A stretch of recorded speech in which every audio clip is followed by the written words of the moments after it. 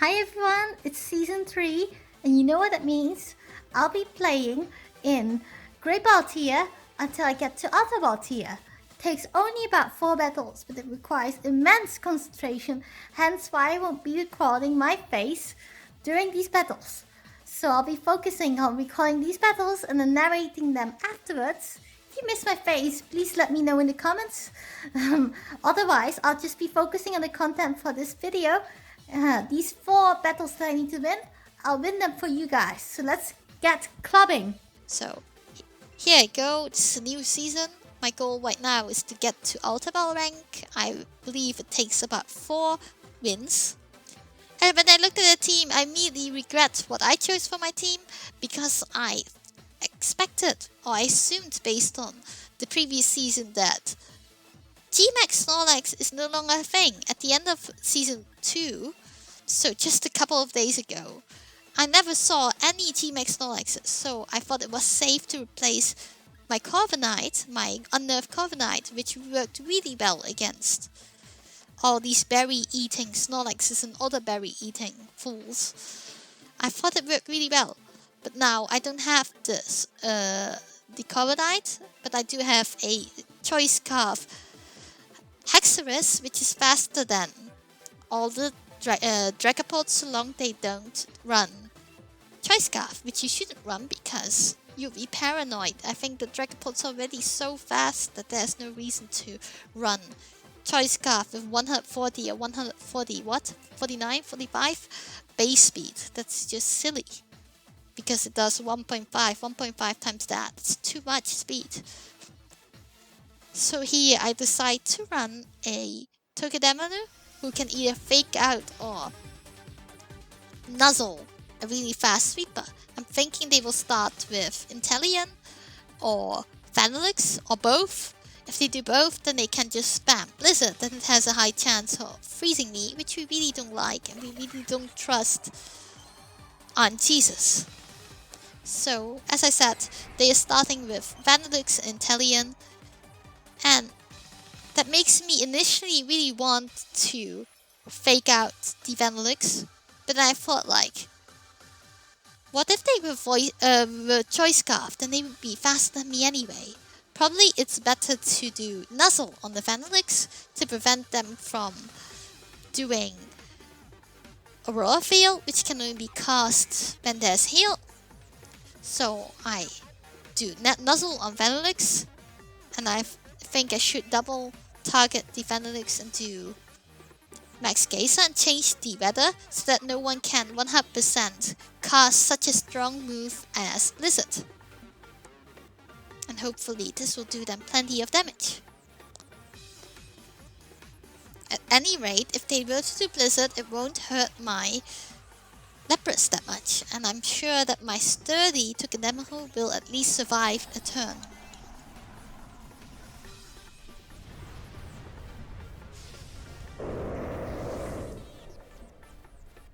So I Dynamax my Lapras.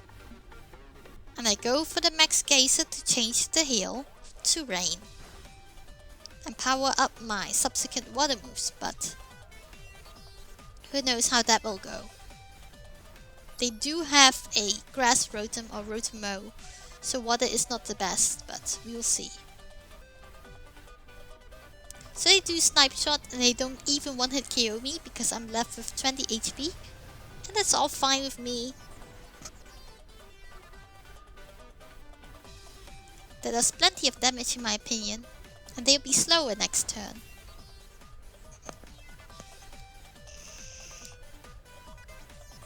They do Freeze Dry, which does no more than 50 damage or so, and that's all because I am water and ice. Had I been water, it would have done way more damage because Freeze Dry is super effective on water types.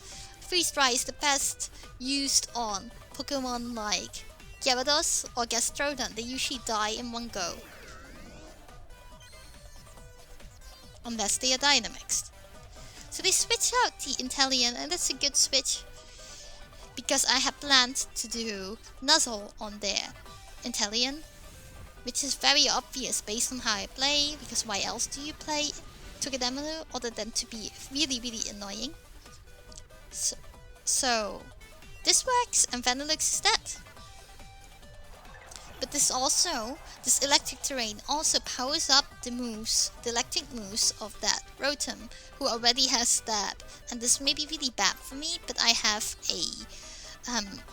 an assault vest, so I think that I can survive this, but it's not ideal. Maybe I should have just gone for water, but I didn't know who they would switch out for Rotom mode. So now, Inteleon is out. What do we do?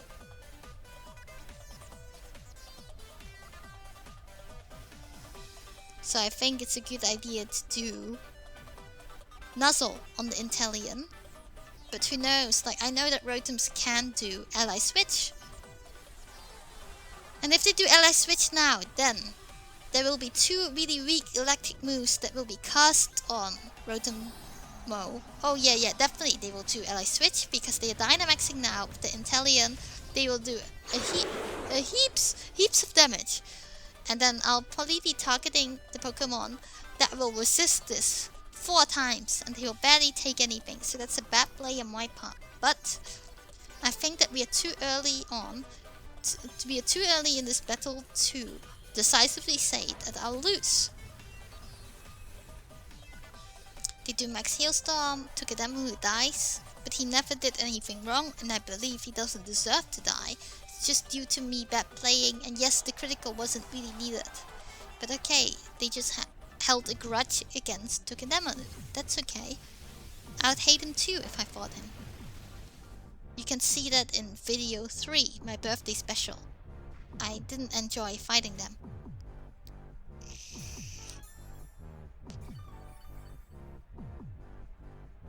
I think every bit of chip damage helps unless you have leftovers, so it doesn't really help against the Rotom, but that Inteleon will be taking chip damage slowly as we fight them.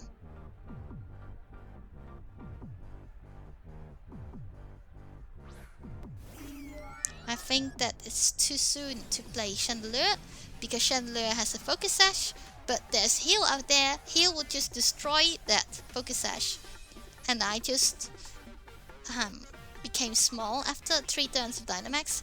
I don't think it's a good idea to get my Chandelure dead yet. I think we need our Chandelure to kill the Rotom with Heat Wave, for instance. Since it's not rain, I think that Heat Wave will do plenty of damage.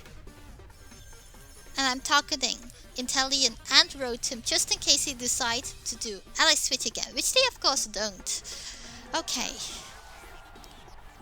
Oh no. So, that was a misjudgment on my part. I thought I could have maybe survived that, but of course I don't. They are Life Orb, so they do a lot of damage and I die. But I won't die to Thunderbolt even though electric terrain is up, and that's a great thing. However, just to be a bit more optimistic, my Freeze Dry did a lot of damage to Inteleon. So I think that we still stand a chance, but you know, that was not ideal.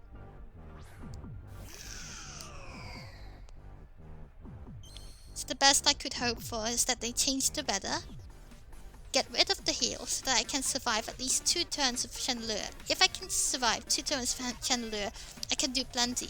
Right now all I want to do is just burn that Rotom.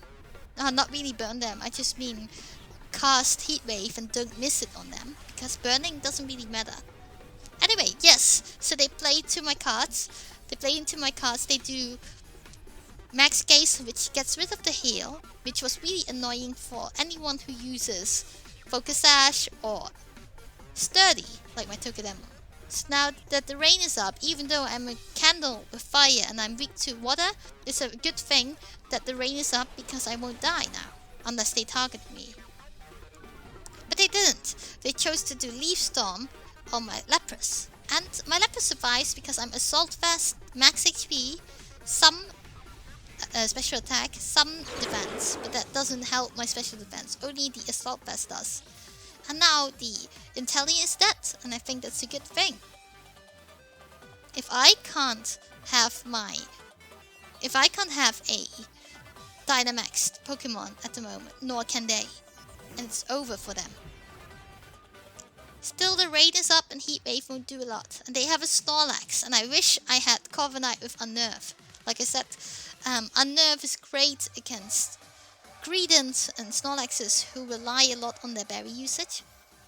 But honestly, I think that we'll be fine once we kill Rotom. Once we kill Rotom, I think that there will be plenty of opportunities, and I predict that Snorlax will be doing Belly Drum. Like all Snorlaxes do the same. They always start with Belly Drum. Wait, did I just miss Snorlax? Yeah, of course I did. That's just my luck. They do Belly Drum, yes, and they will eat the berry. Oh no! They eat the berry. Okay. Of course you do.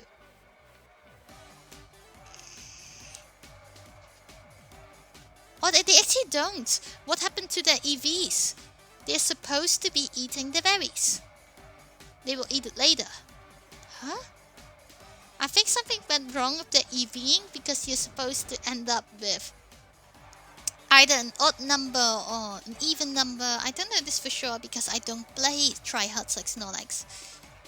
But I think that the point is that Belly Drum takes about half of your HP and you should be at a certain type of EV, like I think 244 or something. That's the exact EVs and HP that you want at 31 IV to proc your berry at 50% of your HP. But what happened to him is that his HP bar was green when he did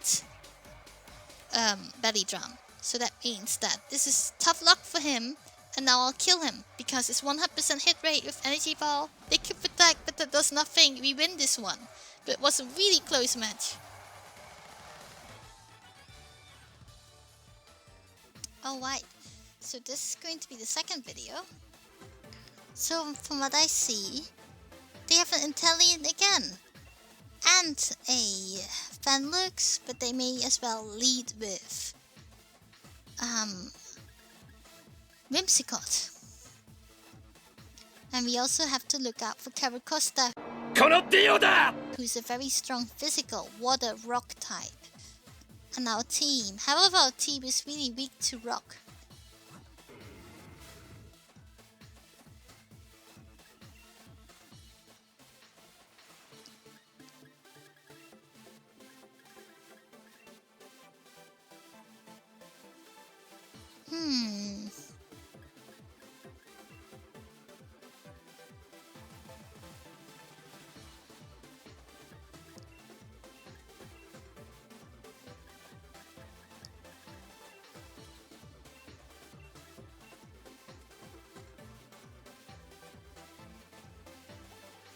They're giving me a really hard time.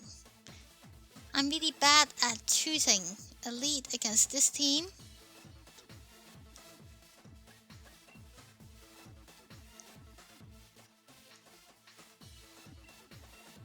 Oh no, I have so little time left. Oh no. I was actually meant to lead with Togedemaru to maybe fake out a Nuzzle.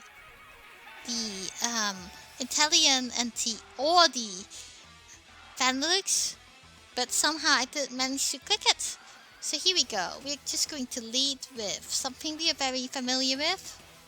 Togekiss and Lapras, I believe.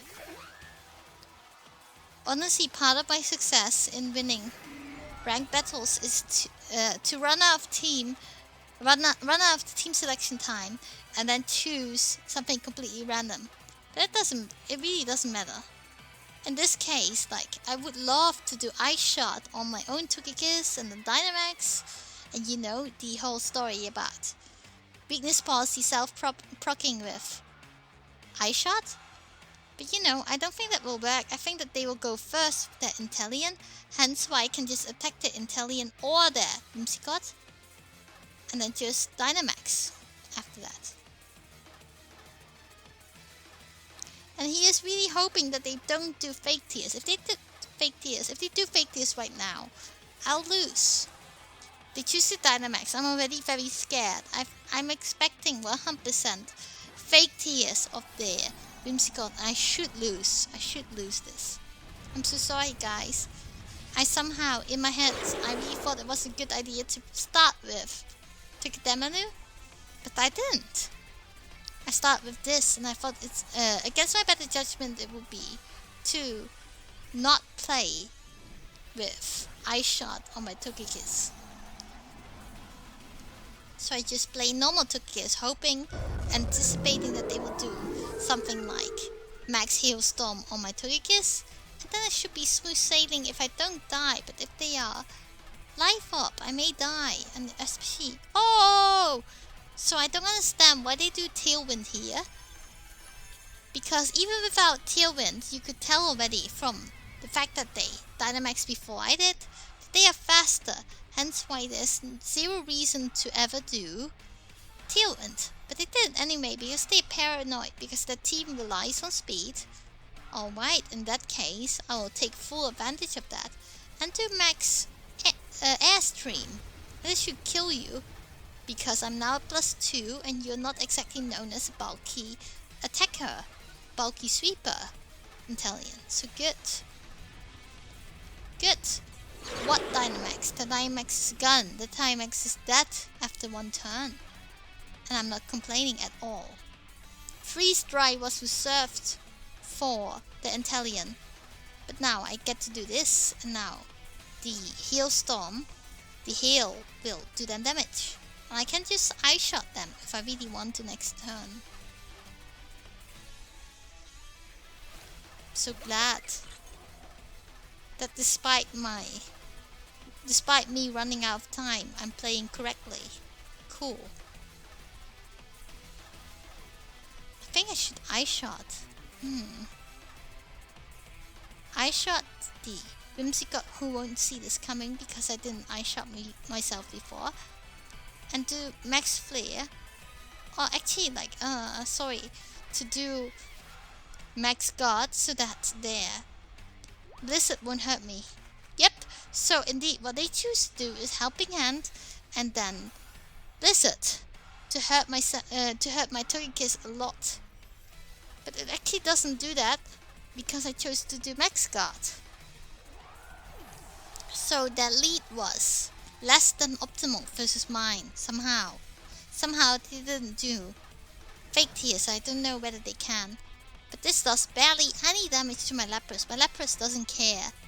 So we can continue like this. Good.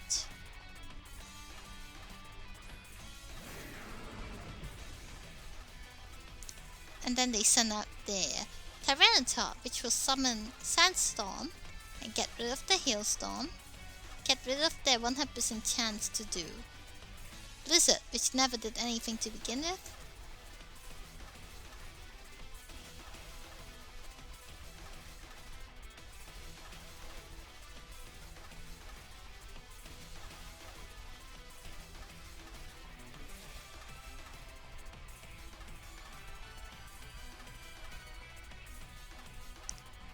I'm thinking here that I should get rid of the Sandstorm, probably.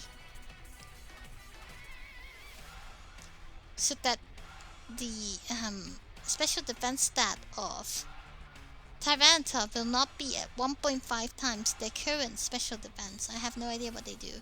So they decided to protect, so I'm pretty sure they have weakness policy.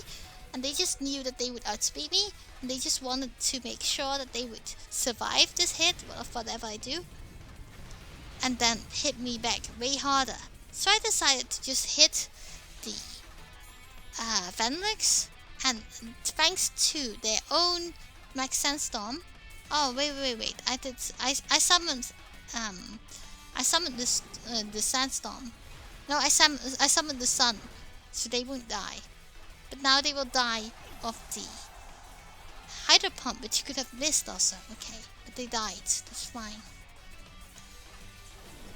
I know that I don't play always the optimal choices, but I'm pretty damn happy that I somehow read them going for a Protect. If I didn't read that, I would have hit them with a Max Starfall or whatever. And it could have gone really badly, because if they knew that they were going to be hit by Max Starfall, they would have just killed me.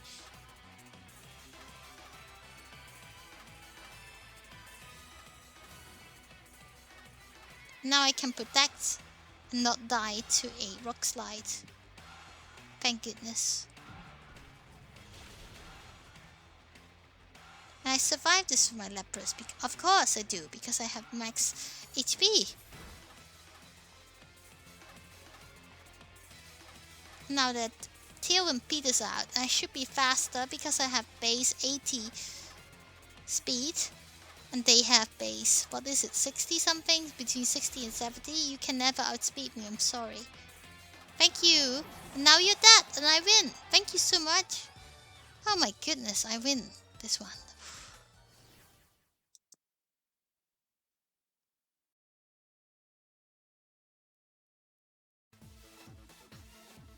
Looking at the team, I think that they will start with a Whimsicott and some very quick sweeper.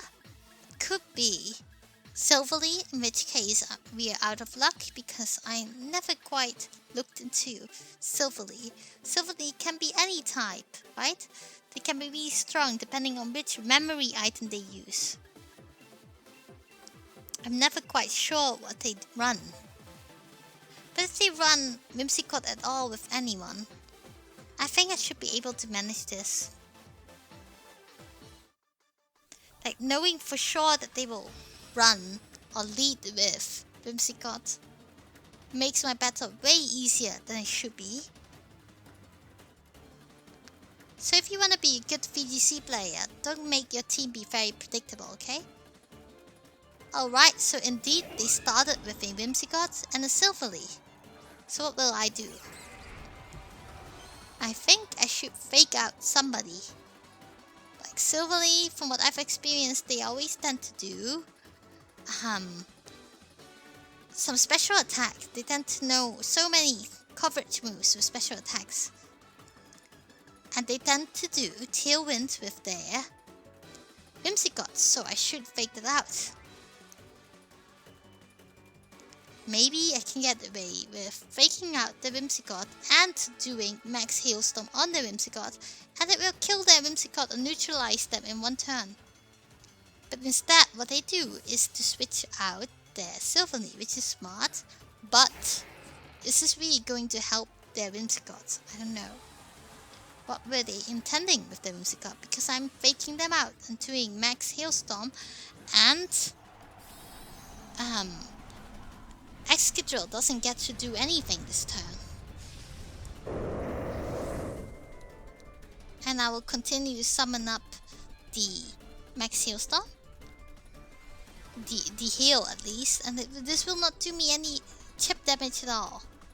I think they should kill the Whimsicott. And the Whimsicott dies. Alright, for me this counts, or this constitutes as a free turn. I'm pretty happy. Turn 1, the Whimsicott dies, doesn't get to do anything at all. No Tailwind, no fake tears. There's just one Excadrill left, and they could be a life orb Whimsicott, a life orb Excadrill, or they could be a weakness policy 1. I don't really mind. I think this is pretty good for turn 1. So they're back with the Silverly. What will I do?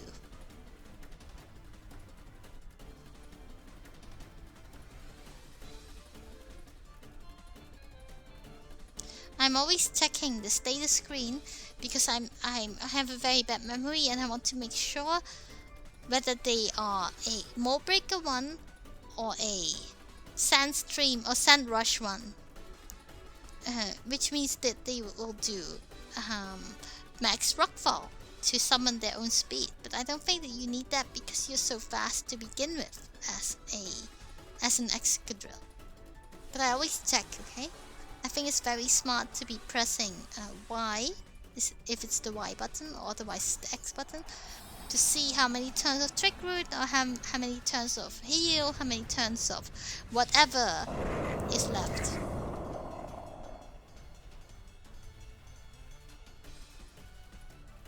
So I do Nuzzle on their Silverly, because I know for sure that Silverly is faster than my... Oh! Wait a minute. did do max quake on my Tokidemo, and we all know that I like to run my Mooncake, the Tokidemo, my best friend ever. We all know that I like to run him with air balloon. That means that I'm immune to ground moves, and you haven't popped my balloon yet, so you wasted just one turn on using max quake. It didn't do anything, but I'm paralyzed, so they wasted one turn of mine too. I honestly don't mind. I think that's totally worth it. Wasting one turn of Excadrill is 100% worth more than me wasting one turn of my Leprous. I don't mind. I'll continue to do Iron Hat on the Silverly so that there's a high chance of me para-hexing them, para-flinching them. It's cool to me. It does a lot of damage. They do max rockfall. But as far as I know, you will not kill me in one turn. Oh, you will! Okay, alright. They killed me in one turn. Fine. Jeez. So they killed me, alright. Does that mean you defeat me? I'm not sure.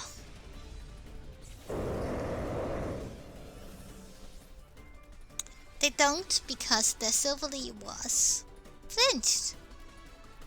You could say this is due to Aunt Jesus and Aunt Jesus smiling upon me. Is that the real reason why I win this battle? Nah, I shouldn't be arrogant. I shouldn't assume that I win.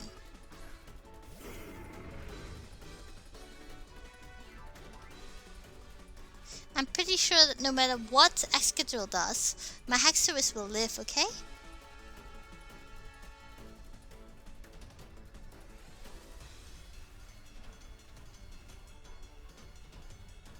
Excadrill will definitely live.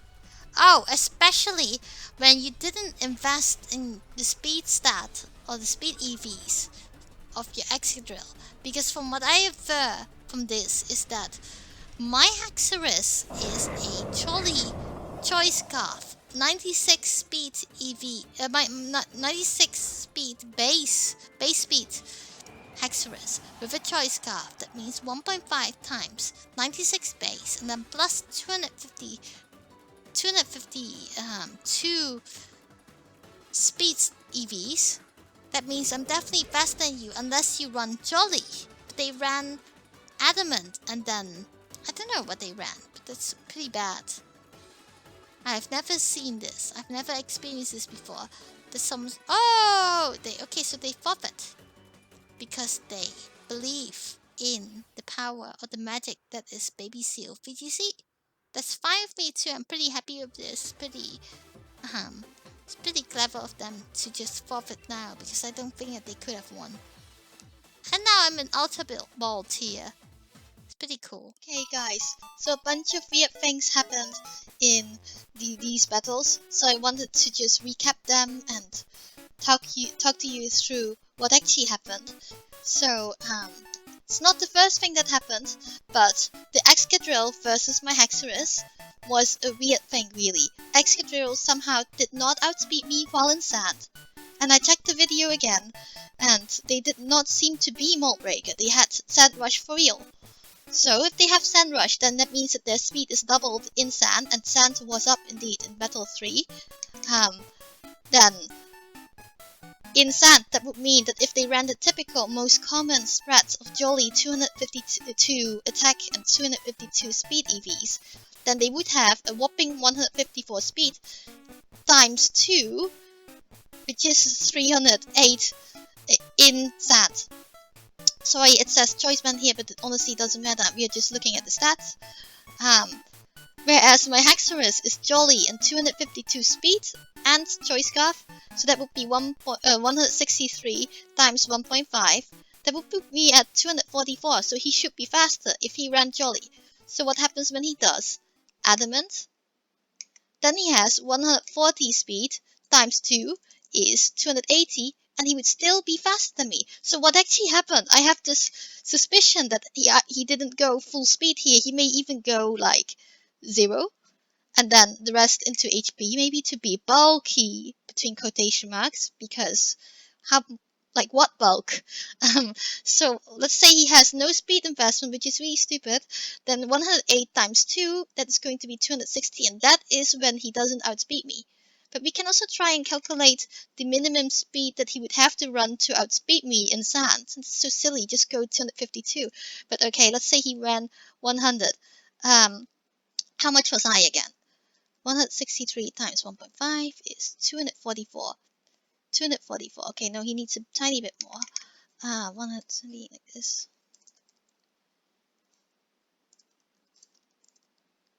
Yes. So, had he run 123 instead, then times 2, that is 246. So he needed to run at least 116 speed EVs based on an adamant nature and be in the sand, then he would outspeed me by 1 point. But he didn't even do that, so hence why I outsped him and killed him with close combat. Now, let's actually talk about the elephant in the room, which was Snorlax.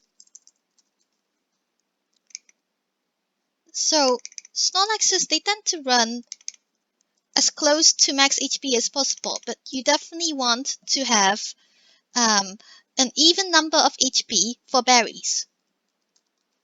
So, like with max 252 EVs in HP, it would have an uneven number. We don't want that. So you would go, wait, sorry, 244. Like 246 is the same, by the way. 246 is the same, sorry. So you go 244, and then that is how you can ensure that the berry will proc at 50% after you do belly drum, which is what didn't happen in the battle.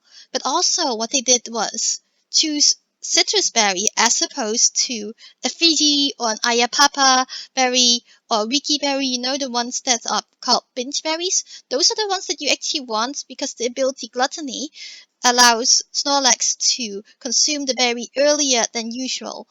So why would you do a citrus berry, which activates already at 50% and gives you 25% HP recovery? I mean, what further went wrong is that he did the citrus berry and miscalculated the EV somehow, which prevented him from even consuming a small citrus berry. But the biggest thing is we had only collectively 4 HP and he did belly drum still. He could have just done Darkest Lariat or done whatever move on my Pokemon, kill one and I kill the second one, turn 2, but somehow he pressed belly drum when we both had only together 4 HP left. So that is like a whole bunch of what? I hope that you guys like this section, and I intend to try and get into the details more often.